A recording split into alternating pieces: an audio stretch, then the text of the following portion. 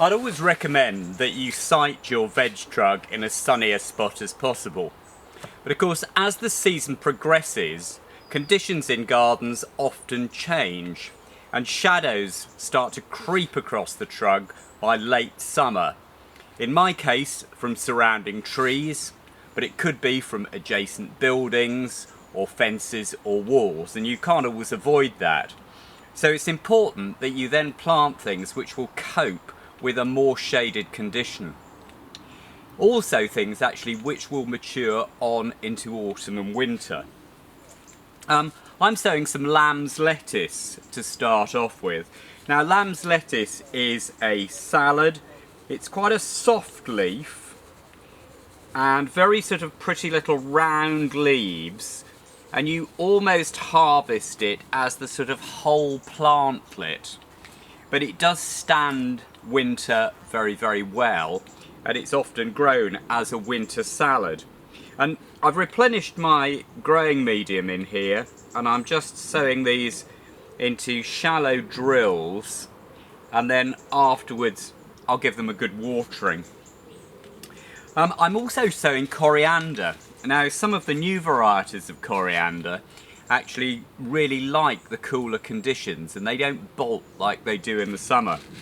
And coriander seeds, you'll recognise these from the sort of herb drawer, is that they're sort of quite round and they're quite easy to sow nice and thinly.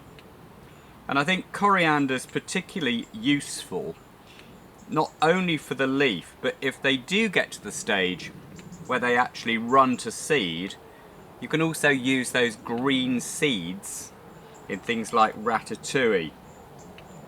But I'm hopeful that again they'll last into winter.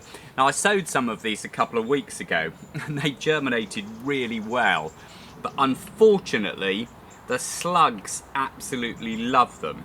So I'm hoping by sowing these up in the veg truck that I'm going to be able to keep the slugs away. Now the other thing, which I think is the most tolerant of shade tolerating vegetables, is chard. And I'm sowing this one, which is bright lights, and these have yellow, red and sometimes white stems. And they're a bit like beetroot seeds. They're sort of spiny little things and they're actually fruits. And you've got a cluster of seeds within each seed. They're what's called multilocular, and that's why things like spinach, perpetual spinach and chard produce this sort of cluster of seedlings which all come up together, which you need to thin.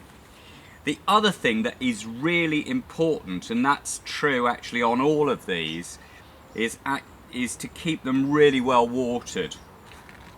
And often, you know, seeds like these have a sort of natural growth inhibitor which you need to wash away from the seed to actually get it to germinate. And if you get really disappointing germination, it's usually because they've got a little bit on the dry side. I've sown these a little more thickly than I want them to grow. I might use the thinnings for salads, but actually in this case it's more likely that I'm going to transplant them, because I've got room out on the vegetable plot and I've got room at the far end of the veg truck, so I can actually make much more of them. So I'm going to protect these, a few nature-friendly slug pellets. I'm going to put some fleece over them to actually hopefully keep any sort of mice away which might have a go, and hopefully in a week to 10 days time we should start to see some action.